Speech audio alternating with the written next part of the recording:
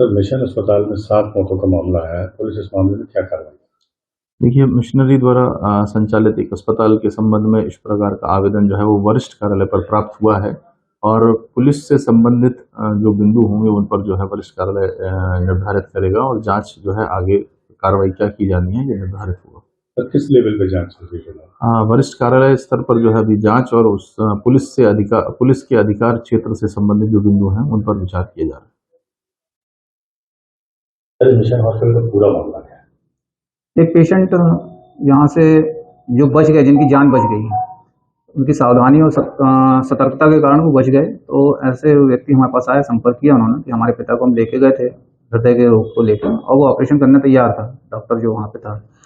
तो इन्होंने को जब डाउट हुआ तो उन्होंने मना कर दिया कि ठीक है हम जबलपुर ऑपरेट कराएंगे, यहाँ नहीं कराना है। वो लेके चले गए, आज वो जीवित हैं। लेकिन उन्होंने जब आकर हमसे संपर्क किया और बताया कि भाई साहब यहाँ पे ये डॉक्टर है, ये नकली नाम से काम कर रहा है, इस नाम के डॉक्टर लंदन में है और इसका नाम नरेंद्र यादव है और इसके ऊपर हैदराबाद में अपहरण का मामला दर्ज है और जहाँ जहाँ पे भी ये गया है इसने अपनी असली डिग्रियां नहीं दिखाई हैं और सारे इसके डॉक्यूमेंट फर्जी हैं और ये किसी भी शहर में 1 माह से ज़्यादा नहीं रहा है।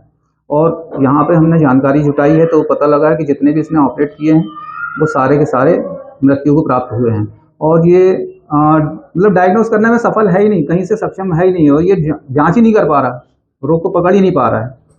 तो ऐसे करके फिर उसने जब हमसे कहा तो फिर उसके माध्यम से हमने कलेक्टर साहब को और सीएमएचओ साहब को एक शिकायत करवाई कि यहाँ पे ऐसा कोई डॉक्टर आया, उसने इतने ऑपरेशन किए हैं और लोग मरे हैं, इसकी जांच की जाए। तो उस पर एक जांच कमेटी दमोह में बनी थी, उन्होंने जांच की है। तो संभावना है कि जांच रिपोर्ट कलेक्टर साहब को प्रेषित कर दी गई है।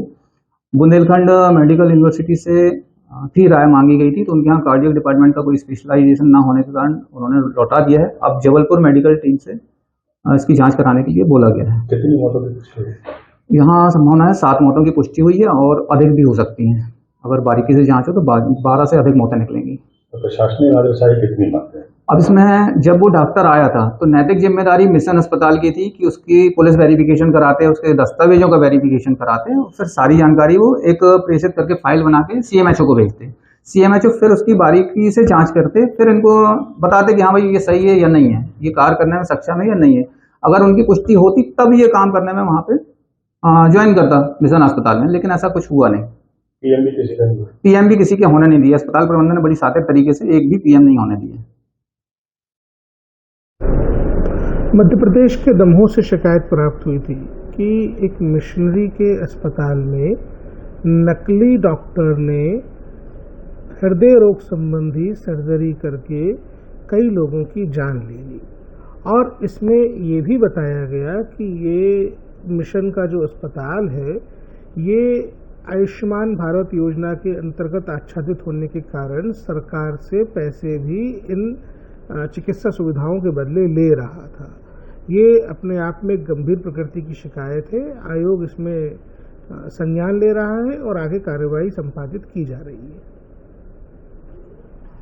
सर, मिशन हॉस्पिटल में 7 मौतें डॉक्टर की एजेंसी से हुई हैं। प्रशासन इस मामले में क्या करे?